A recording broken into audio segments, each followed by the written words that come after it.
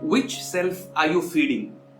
Hello, I'm Ranjan Kumar, founder Mysticfusion International and Transformational coach.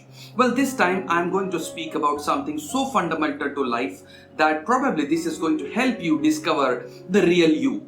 And yes, I understand this given situation that's around, and I understand how difficult it might be, to even cope up with the everyday life.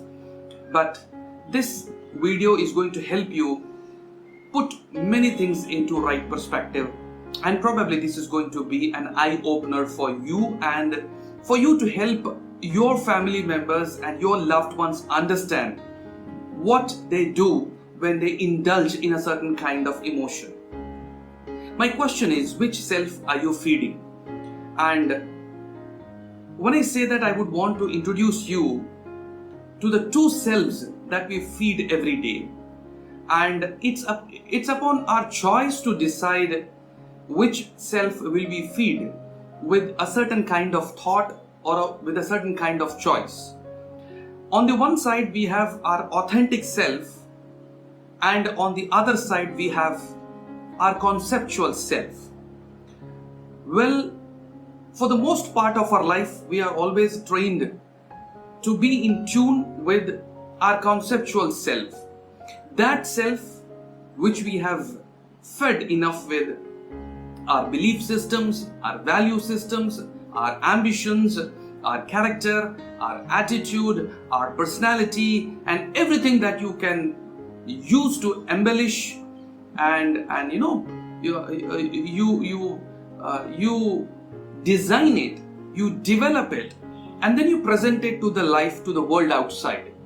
And this has everything to do with what you've gathered from here, from the society, from your family, from your experiences, from your life, from your conversations, from your job, from your hobbies, from your participations, from your communities. This conceptual self is that self which has given you the zone, which has given you the purview of becoming who you are today, and hence that self is always dependent upon something that is outside and something that has something to do with something outside. And that's exactly why you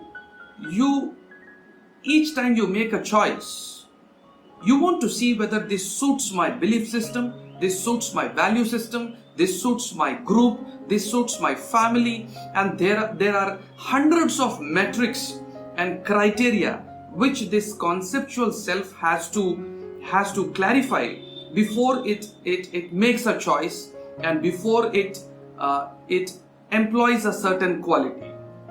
On the other side, we have our authentic self, that self which has nothing to do with where you are brought up, what experiences you have been through, and what belief system have you acquired, or what value systems have you built for yourself, what ambitions you are driven with. It has nothing to do with anything, any other aspect of yours, except for the fact that you are living, you are breathing, and you're so alive and so present to anything and everything that's available. And that is what it gives you an opportunity to explore that unknown, to explore everything that life presents to you. And this authentic self is, if I put in right comparison, this authentic self is like that fertile soil which is least bothered about what you plant into it. And this fertile soil is responsible only to bring alive anything that you sow into it. And that's exactly the substance that your authentic self is made up of. And your conceptual self is a small sapling that grows out of this fertile soil. And there is enough opportunity to bring out a new conceptual self every time you plant a new seed. And hence, the expanse of this authentic self is absolutely limitless.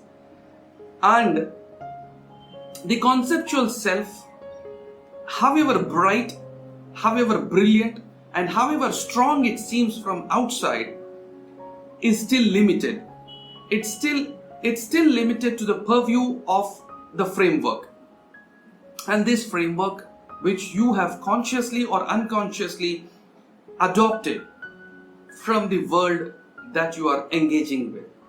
And hence, every new day, each new day presents you an opportunity to engage with either your authentic self or your conceptual self.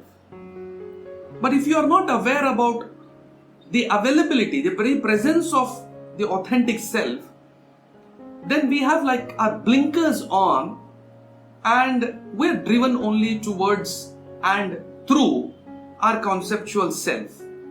And every time you make a choice, every time you come to a juncture in life when you're expected to make a decision, each time you emotionally engage with a certain event in your life,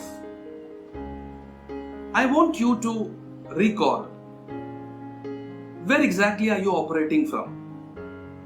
And which self are you feeding? Each time you're thinking a selfish thought, each time you're thinking a limited thought, each time you're worried about something that might go wrong, or each time you're bothered, seriously concerned about something that's not working well, I want you to look within. Are you feeding your authentic self, or are you feeding your conceptual self? Because most times if I don't like something, I'm subconsciously saying that the self which I've created, the concept of myself that I've created doesn't like this. Each time I'm scared of doing something, then probably I'm saying that this self that I've created of a certain kind of belief system is scared of doing that particular thing, which only might bring out the best in you. And that if you remember that conceptual self also is something that you built and you acquired, probably it will help you get a little more clearer head and help you get clarity that all that conceptual self, however strong it might be in its roots, still has come out of a thought, and it's made up of a group of thoughts. And if it's been possible for you to build a conceptual self, then probably you can rebuild it and redesign it, because you still operate and you still have your existence not in the sapling but on the fertile ground, which is providing you with all the nourishment to survive and thrive on this planet. Do not forget that you are a part of such a magnificent, such an intelligent universe which knows how to help you flourish, because it's that very universe which is wanting to flourish through you, and you're not alone in this. And each time you feel lonely, each time you feel depressed about something which is not working, these limiting thoughts are originating. They have their origin in a limited self-concept, and this limited self-concept is blinding your conceptual self. So my question is, each time you emotionally engage and when you come back to when you regain your normalcy, ask yourself, am I feeding my authentic self or my conceptual self? Love you.